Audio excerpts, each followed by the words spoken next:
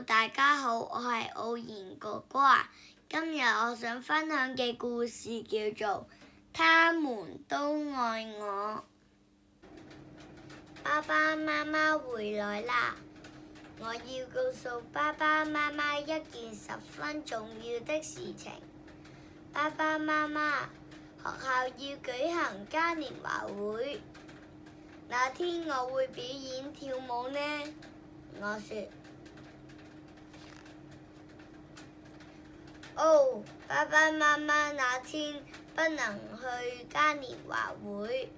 爸爸說，爸爸媽媽不能出席嘉年華會，美欣可以怎樣做？方法一，向爸媽表達自己的心情。方法二，邀請其他家人出席。方法三，了解爸媽不能出席的原因。小朋友，你還想到其他做法嗎？方法一，爸爸媽媽不來看我表演，他們不愛我嗎？美欣，來吃你最愛吃的蘋果。爸爸說，美欣，我們來換布娃娃。媽媽說，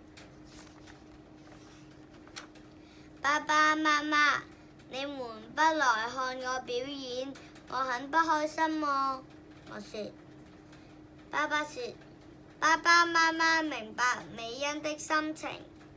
媽媽說，爸爸媽媽不能去看你表演，也很不開心哦。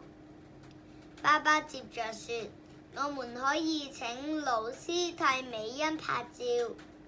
美欣跳舞的樣子一定很美。嘉年華會上，老師替我拍了照片，爸爸把照片掛在牆上，說這樣便可以天天看着美欣跳舞了。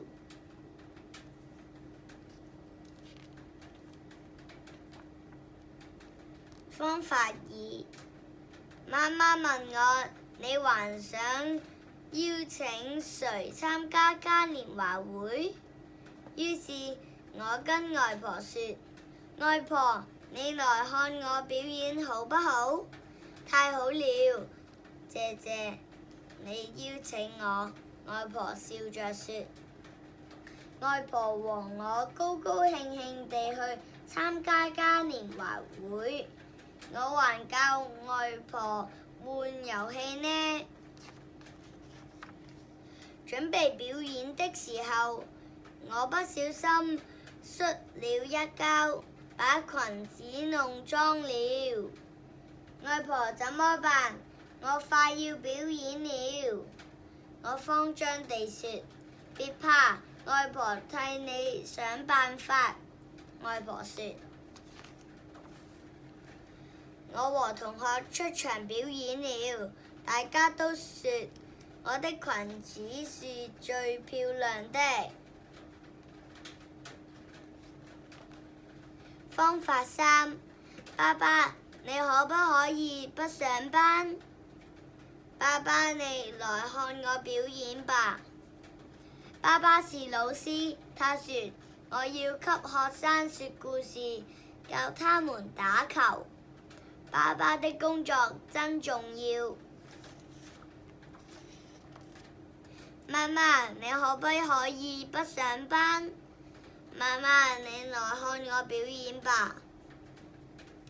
媽媽是警察，她說我要在街上巡邏，維持治安。媽媽的工作也很重要哦。